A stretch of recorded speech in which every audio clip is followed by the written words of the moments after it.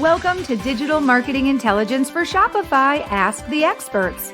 Our weekly podcast and video show offers Shopify's ecosystem of brand owners, store developers, app providers, investors, and marketing agencies, insights from case studies and discussions with marketing and e-commerce experts. Grow faster with tips, tricks, and proven strategies, and learn what's new in e-commerce digital marketing for 2022 and beyond.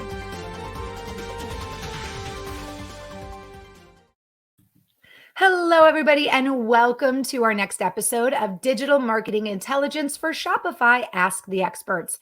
I'm Marissa Morgan, your show host. I'm also the Business Development Manager at Engage. On behalf of myself and the entire team at Engage, I'm excited to welcome you to today's show. Today, we're talking about how to increase sales quickly with often overlooked techniques to optimize your product page. Our guest is an award-winning CEO and founder of a well-known top-rated Shopify application, and she's going to explain the importance of your product page and share her insights on how to make your product page rock.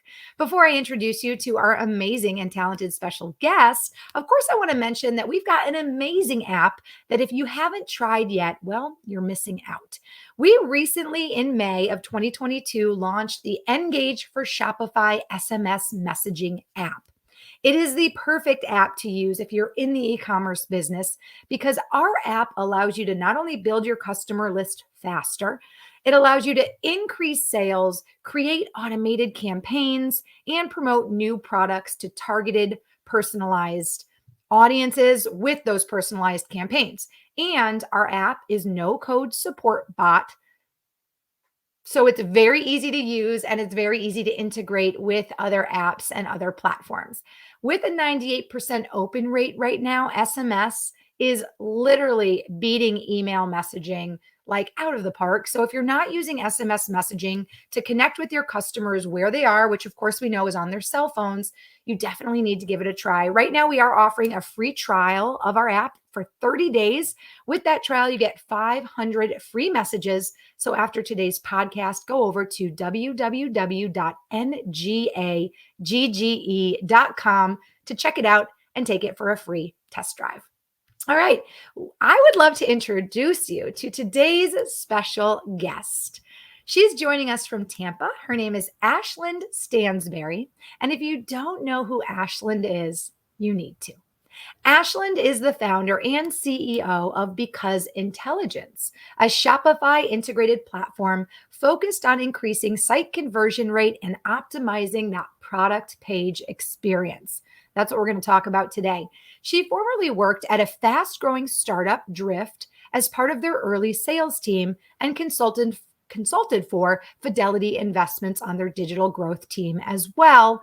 And she's the winner of the 2015 Entrepreneur of the Year award. A little tongue-tied today, Ashland. You got quite the resume, and maybe it's just a little exciting. It's getting me excited. Fun fact about Ashland. Not only is she a family woman who loves to spend time with her family, but she's a huge fan of hot yoga and tennis and a good margarita.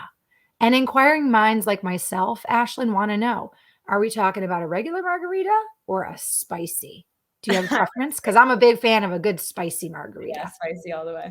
Spicy all the way, a girl after my own heart. Well, welcome to today's show. Thank you so much for sharing your time and your insights with our audience. Let's kick off the show with a question about Because Intelligence. When I was on your website, I noticed you've got this really simple and exciting tagline that says, grow your store's revenue by putting your product page content on autopilot.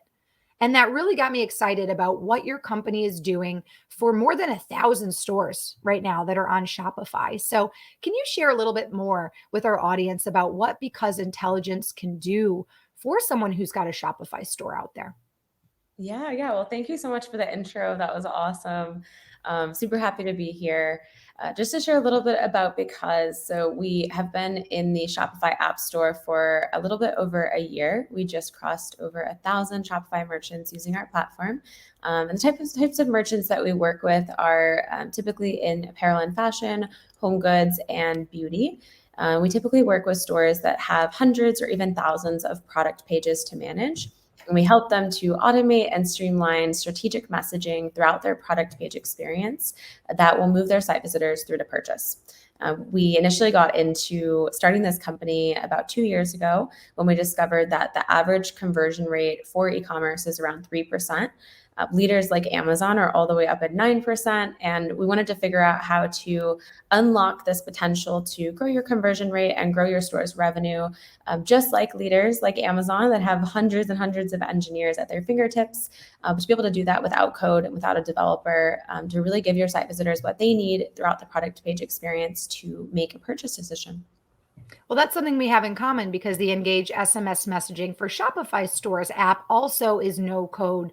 And that makes it so much easier to integrate. And for people who don't have a huge budget or a tech team, I think you're very user friendly and you give small to mid-sized business owners who maybe are just stepping into Shopify well, not a little bit, a huge opportunity to really grow and to obviously increase, hopefully, their conversion rate with a very simple to use app. Congratulations on your recent success. I'm excited for you. Thank you. Appreciate that. Well, you're going to share some incredible insights today because you believe, and I'd have to agree, that the most undervalued part of your Shopify store is your product page. Let's go ahead and share with our audience a few of the insights that you're going to share with us. For those of you watching on our video show, of course, we've got a slide up for you to read along with me. For those of you listening on the podcast, I'll go through our show outline now with you. So we're talking about the most undervalued part of the Shopify store being that product page. Well, Ashland's here to talk about some of the challenges with driving site visitors to conversion in the current landscape and why that average is about 3%. She'll talk about why it's smarter to invest in site visitors already on your website rather than trying to drive more to your website. She'll share expectations from site visitors, what they can expect to see in their purchase journey.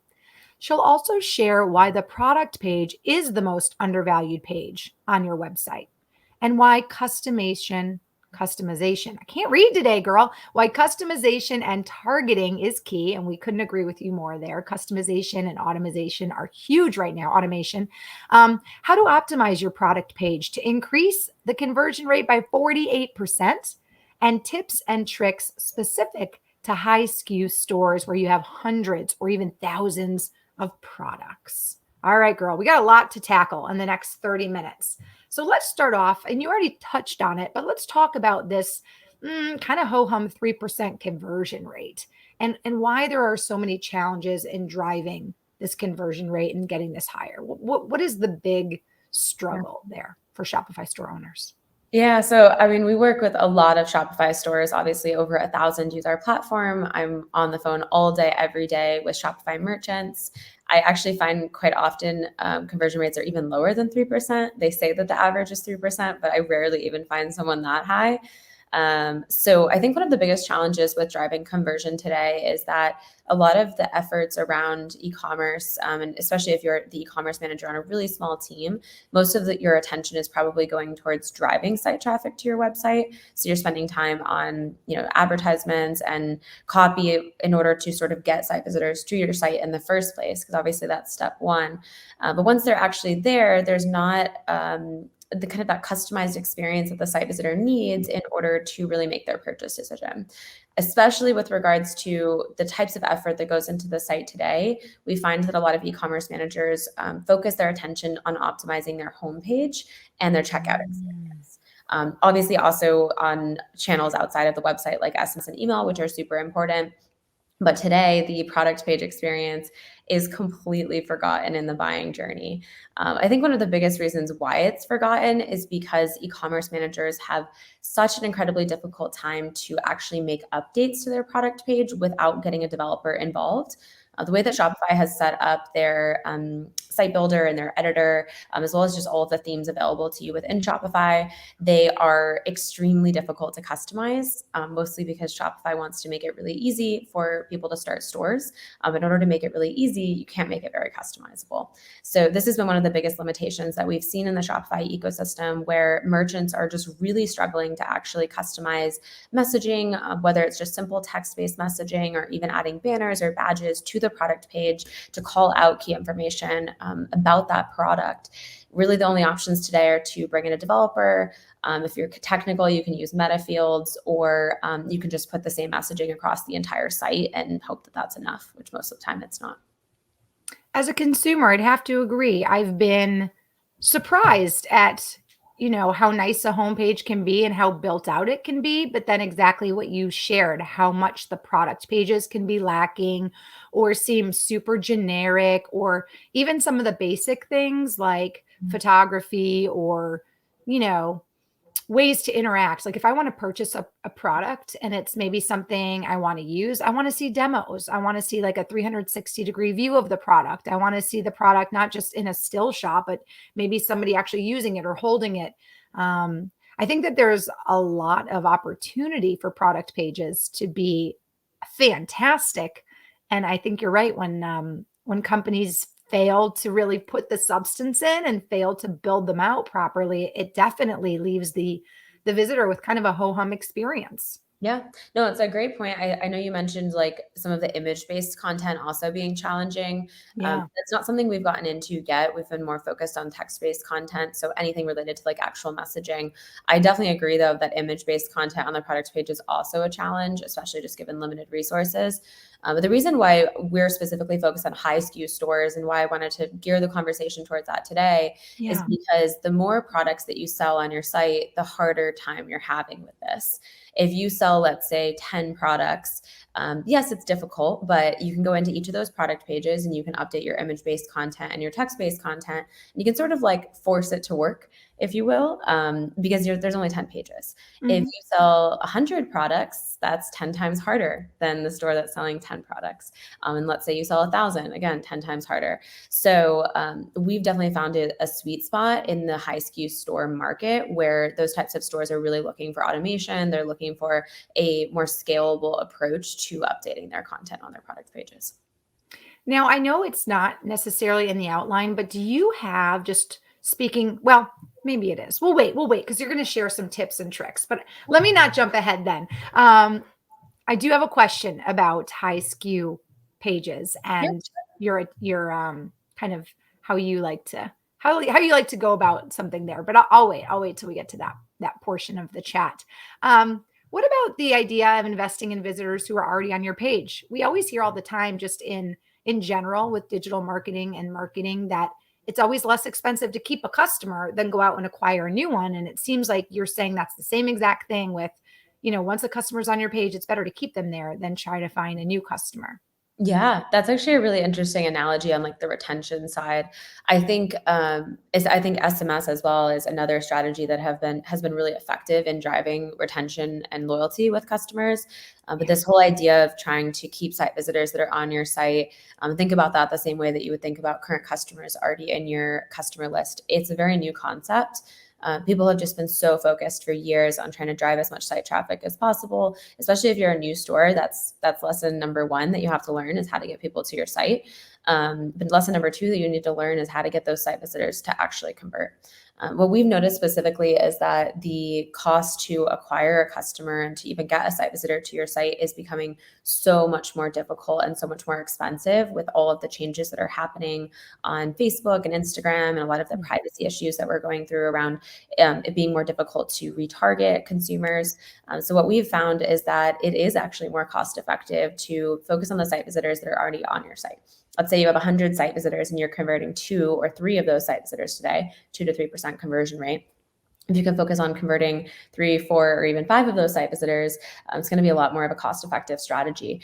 But there are so many limitations today around actually doing what you need to do in order to move your site visitors through the purchase journey, which is more kind of where we're going to go in the conversation today.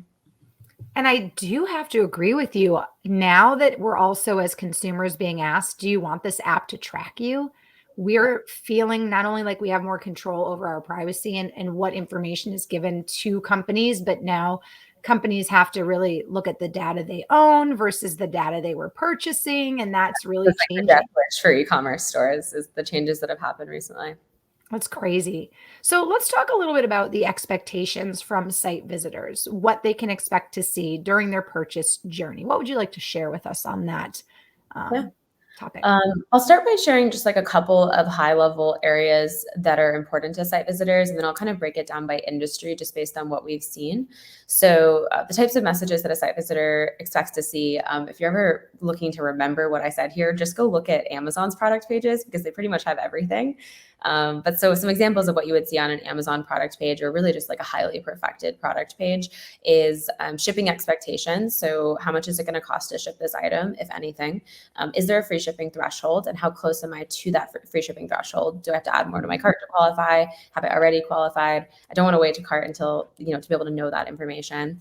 How long is it going to take to arrive? What are the shipping timeline expectations, which would be both related to where is that product today? So what is the geographic location of that inventory? And what's the geographic location of me as a site visitor? And how do you get that inventory from the inventory warehouse to me? How long is that going to take? Is it going to arrive in time for mom's birthday?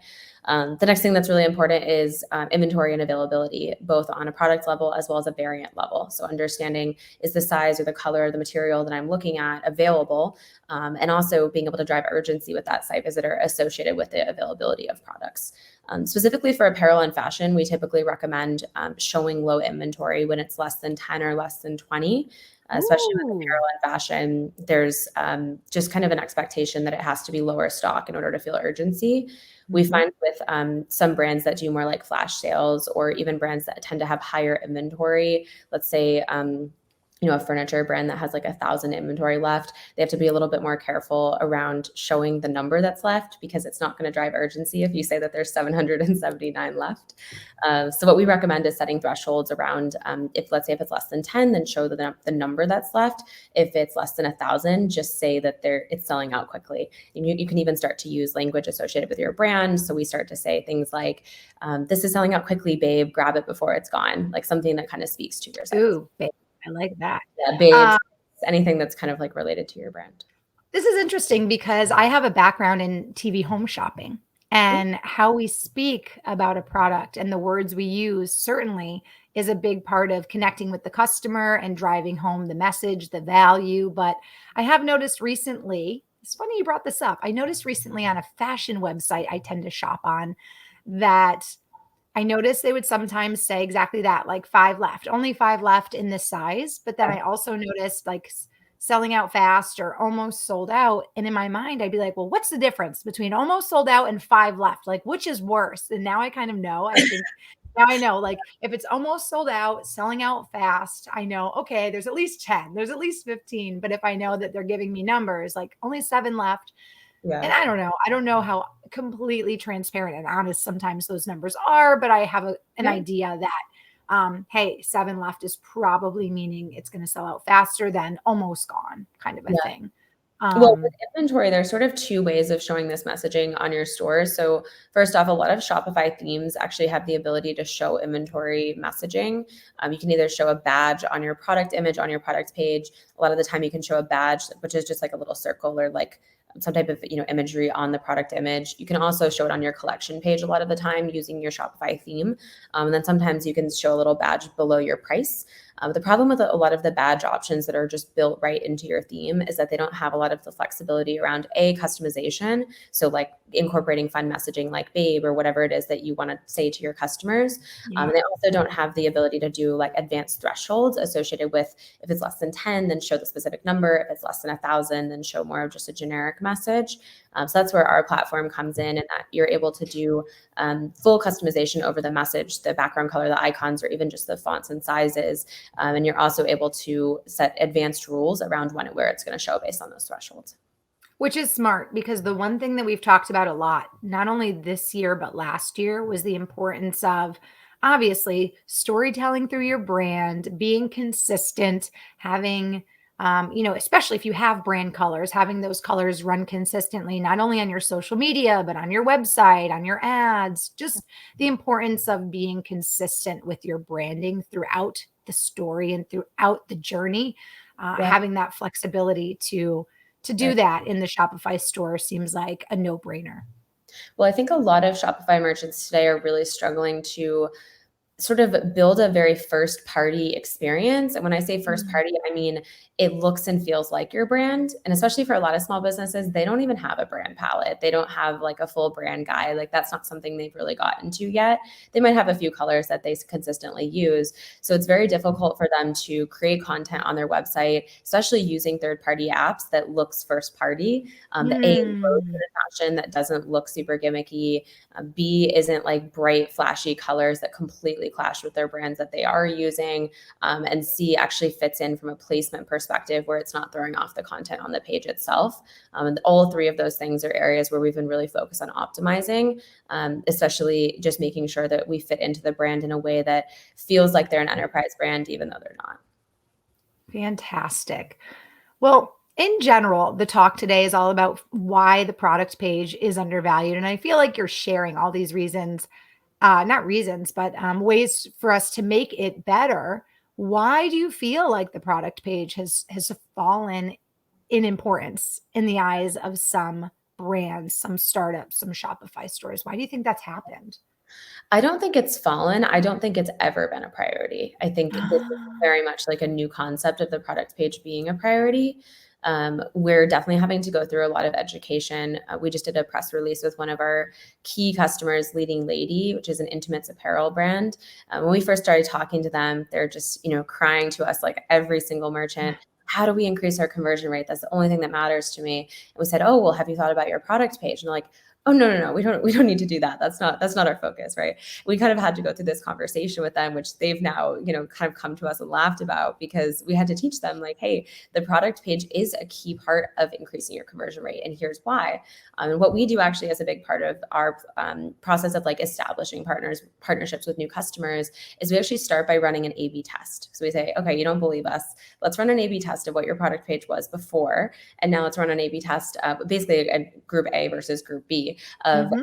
adding this content to your site. So whether it's adding that inventory messaging, whether it's adding messaging around how close the customer is to their shipping threshold, adding messaging related to a promotion going on only that particular collection. We basically show 50% of the site visitors the site before adding this new content. And then we show the second 50% of site visitors the new site with the new content. We run it Nice. at the exact same time for typically 2 to 4 weeks to get enough data. We typically try to get at least 1,000 data points to the point where the data has normalized and we have enough information to draw real conclusions. And at that point, we try to look at the lift between the two groups.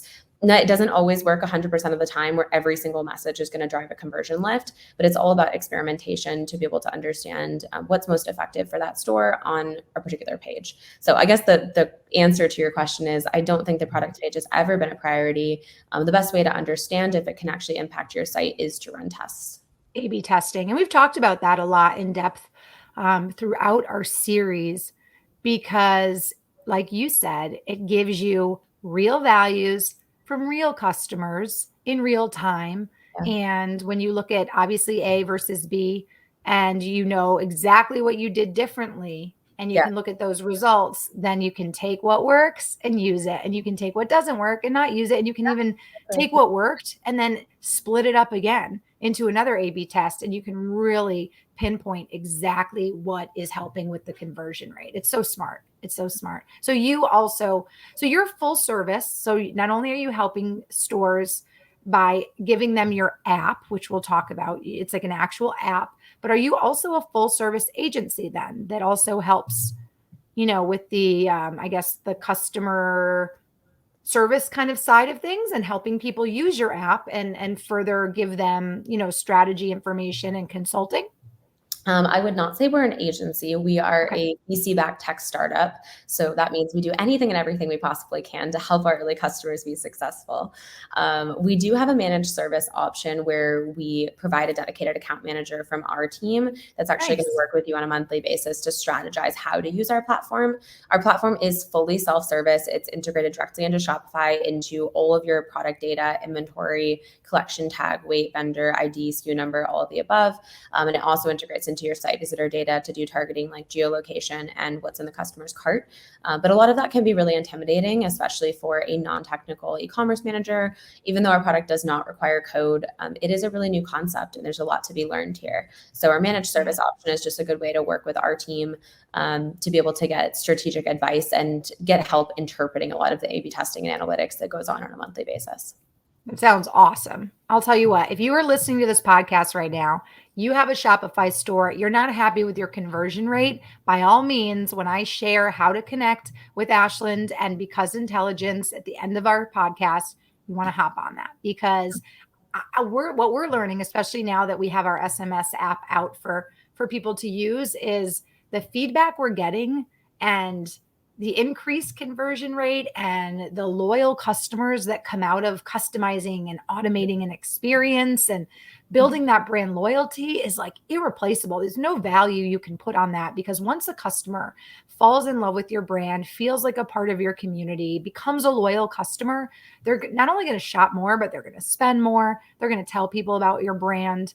And, the price to get that one person and to continue to invest in that one customer is certainly a lot less than, obviously it's just like dating, than throwing those people back in the, in the ocean and starting over again, right? It's a lot of work to go out and date new people. Guys, listen to me, right? Taking a girl out to dinner, it's an investment, versus investing in one.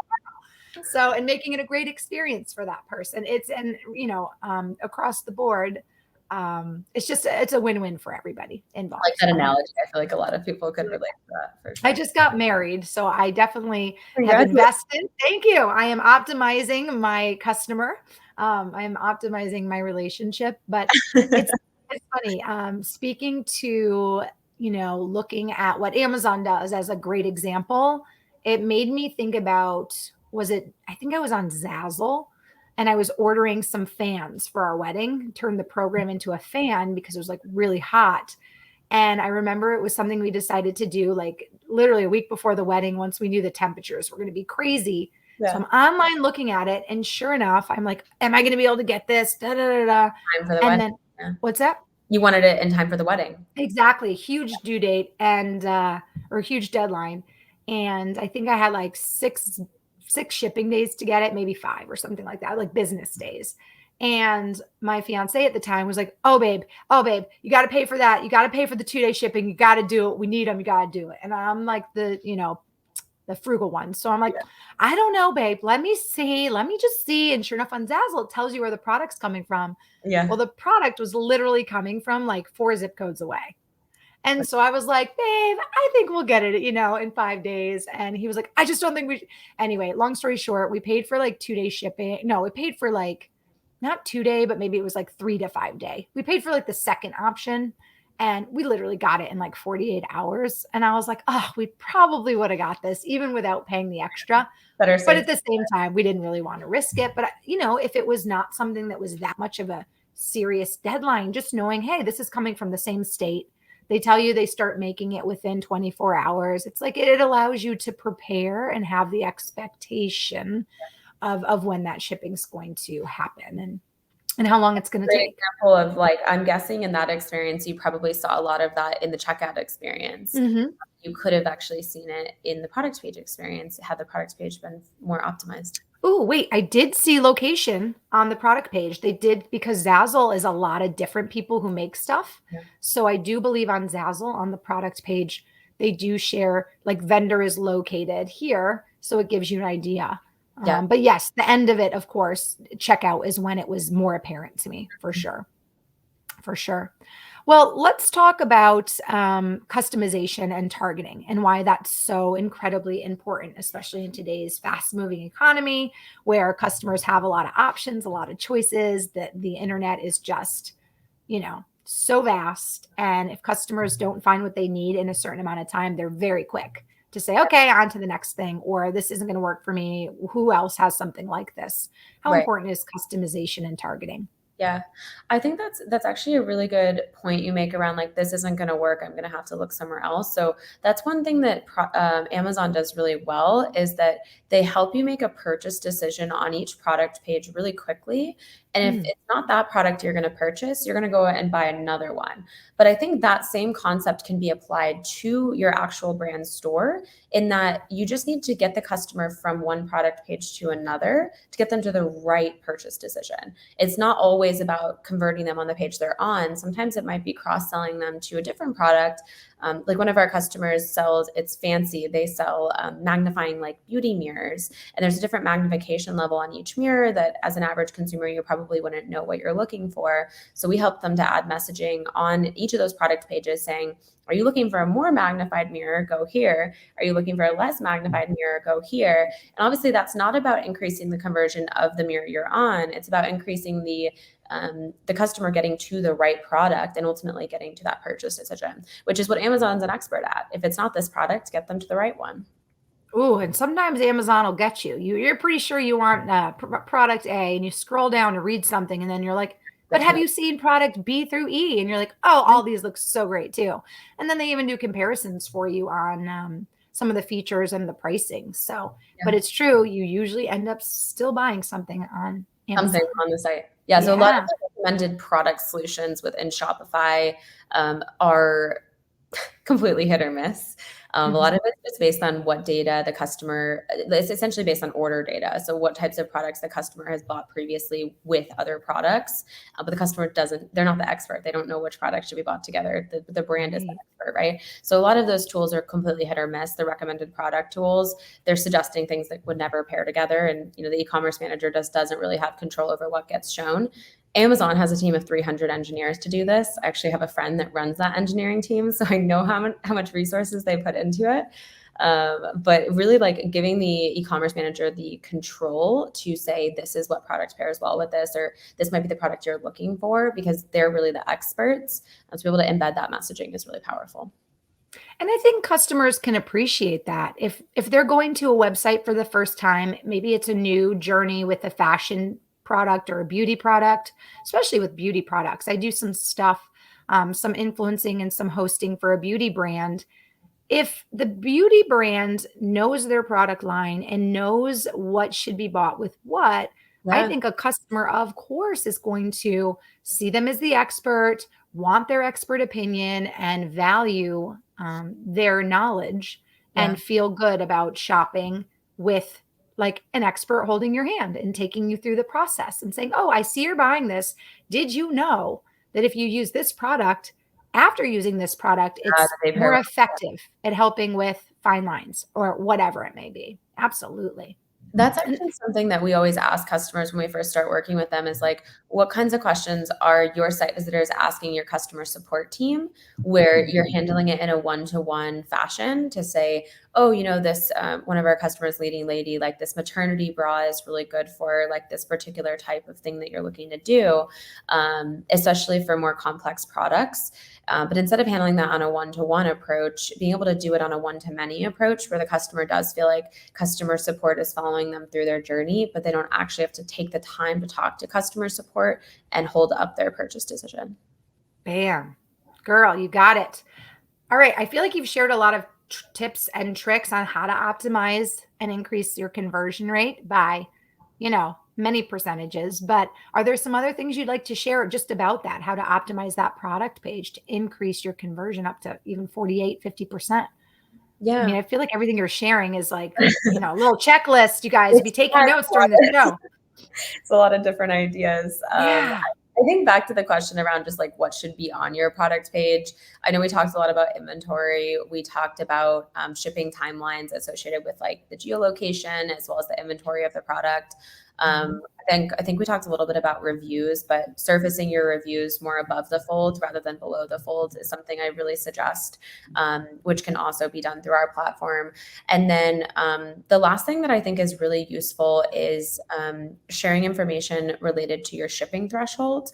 this is typical to like what you just said. Like people literally never want to pay for shipping. I know I don't. I will always drop off if I'm going to have to pay, especially if I'm buying something relatively cheap and it's like almost half the price of the product I'm buying. Yes.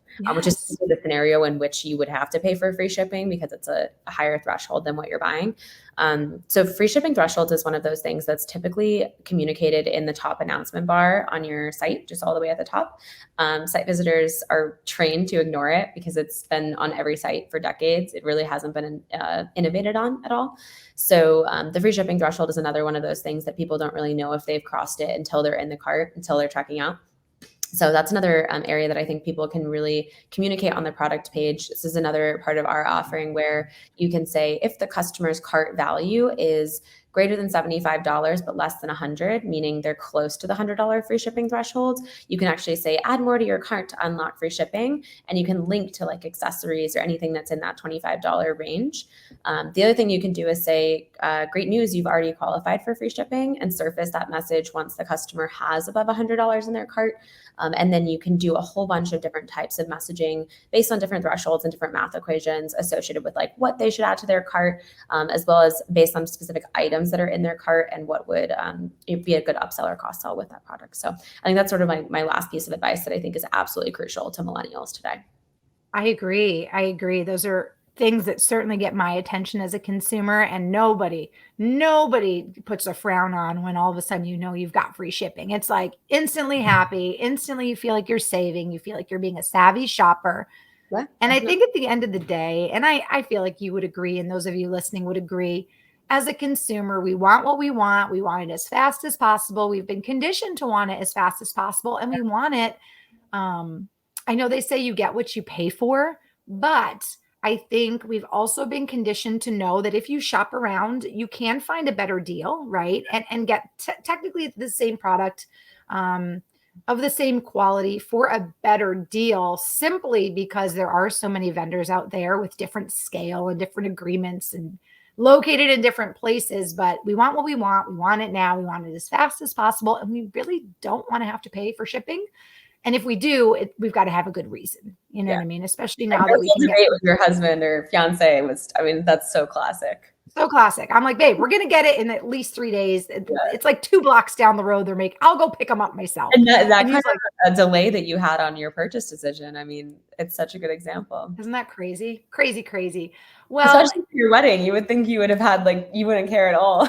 no, I was like, babe, we spent too much already. Let's keep the Yeah, costs down. We got a week to go. I don't want to spend any more. It's crazy. $1 Well, more. and you add wedding to anything. I've learned, and thankfully I'll hopefully only have to do it one time, but you add wedding to anything and it like increases the price. It's the emotional attachment on things, and they know you need it. So they're like, we'll just charge her this much. And I'm like, what? If it was just a random day, the roses would not be that much money. It's just insane. It's insane. Well, let's end our talk with just a few quick tips and tricks you might have to share for high SKU stores. And of course, I can't remember what I wanted to ask you, but I do find that sometimes high SKU stores in general can be, from a consumer perspective, a little intimidating, because it feels like, oh, I don't know. Sometimes you go to a site and you're like, great, I got 3 options. I know I want this product. There's 3 options. And then you go to another store and it's just very easy, especially if you have ADHD, to just be like, oh, shiny disco ball syndrome. Like, oh, look at this. And oh, look at this. And before you know it, you want 17 things. And then you're like, I don't even know what I want anymore. Yeah.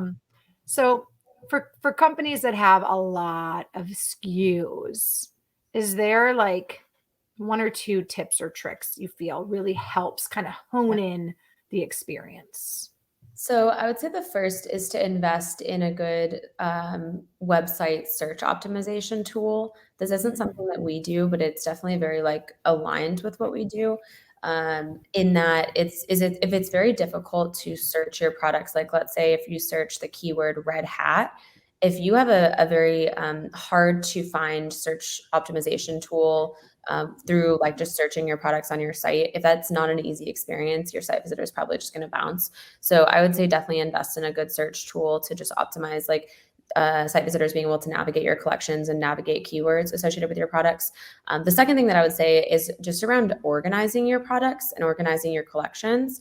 I find that a lot of small to mid-sized businesses that aren't very technical and have just kind of hacked their way into starting their store. They're not optimizing the way that their collections and their tags are set up properly, which is actually leading to the first issue, the lack of searchability on their site.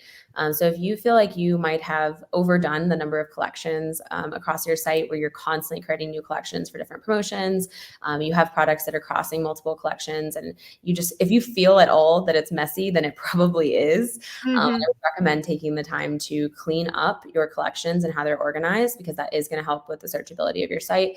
And then I would also recommend cleaning up how your tags are done across your products, because all of that messiness associated with the organization of your SKUs is going to bite you down the line. Good advice from an e-commerce expert who can help you with your Shopify store, help you optimize your product page with her amazing app. I'd love to share with our audience as we're wrapping up our show how they can connect with you, Ashland. But before I do that, any closing thoughts you'd like to share? Any thoughts you'd like to share to wrap up our talk today with our audience? Closing thoughts. I mean, you've definitely already shared a lot, a and lot of I thoughts. just feel like we could talk forever because you've Yeah. got so much to share. But yeah. I think like the biggest thing to take away from this conversation is just invest in the site visitors you already have on your site rather than trying to spend on more. Because I think that's really going to be your best shot at getting increased sales for your store. And how to connect with Because, you can follow us on LinkedIn, Because Intelligence, just like the word because.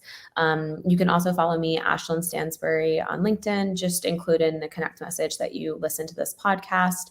And then finally, you can actually download our app. We do have a free version that's limited. Just try it out. So you can find that through, I think she has the link that she'll post here. The Shopify app. So it's going to be, I'll share it for those of you listening on the podcast. It's going to be apps.shopify.com. So apps.shopify.com/because. That's how you can find her app listing. And great. So you do have a free version right now for Shopify store owners to give a test drive. Yeah, we offer up to currently 2,500 monthly impressions for smaller stores. So if you're a store that has like 1,000 monthly site visitors, you'll be able to hang out on the free plan until you grow. And then if you're a store that has like, let's say 10,000 or more monthly site visitors, you can talk to our team about some more custom pricing and options for higher site traffic stores.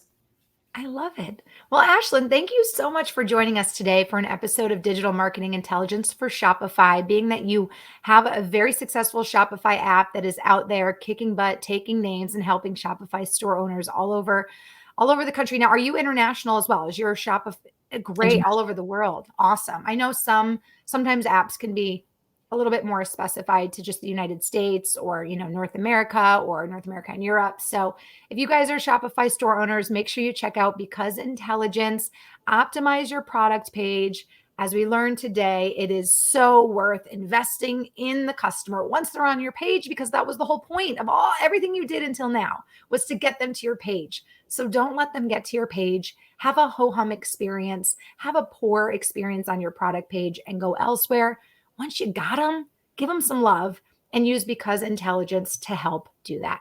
Ashland, thank you so much for joining us today. I wish you so much luck in the future, not only with your company, but with the app and all that you do in your creative and career space. Thank you. Appreciate it. Thanks for hosting. Absolutely. Have a great day, and we'll talk to you soon. All right. Cheers. Cheers. I love it. A girl after my own heart. She not only is living in Tampa, which is where I went to college, but she loves a spicy margarita, and she knows her Shopify. Insert the word there, her Shopify. Check out Because Intelligence. It is an excellent app to not only help you with your product page, help you optimize it, but as Ashland shared, really help you to keep your customers on your page for a best customer experience. And obviously, as you know, here at Engage, we are all about the customer experience as well, customizing that, creating automated campaigns. And of course, you can do that with our app as well. And you can find more at ngage.com, ngagge.com, where you can take our app for a free 30-day test drive, and you get free messages to try out as well. So check out our Engage app. You can find that also, and it is integrated with the Shopify platform. And you can find Because Intelligence by searching for that as well, apps.shopify.com/because intelligence. If you enjoyed today's show and all of the insights from Ashland, please be sure to share the link to this podcast and or video show and come back and check out our future episodes. And you can find out more about our future guests on our LinkedIn page as well. You can search for NGAGGE on the My Company pages. And if you're interested in joining us as a guest on our show, we'd love to have you, especially if you're in the Shopify niche, whether you're a Shopify store owner or an app developer or an investor. You can email me at Marissa, MARISSA.M at ngage.com. And please connect with me on LinkedIn as well. You can search the Marissa Morgan. I think I'm wearing a green blazer. Yes, I am, in my profile picture, in case you're trying to determine which Marissa Morgan is me. You guys, I've had a wonderful time hosting this episode. I hope to see you back for more. Until then, remember, optimize your customer experience. Continue to use things like SMS messaging and email marketing to connect with your consumers. And if you have a Shopify store app, by all means, make sure you download Because Intelligence and put that product page to optimum optimization. I look forward to seeing you guys again soon. Until next time, I'm Marissa Morgan for Engage. Have a great day, everybody.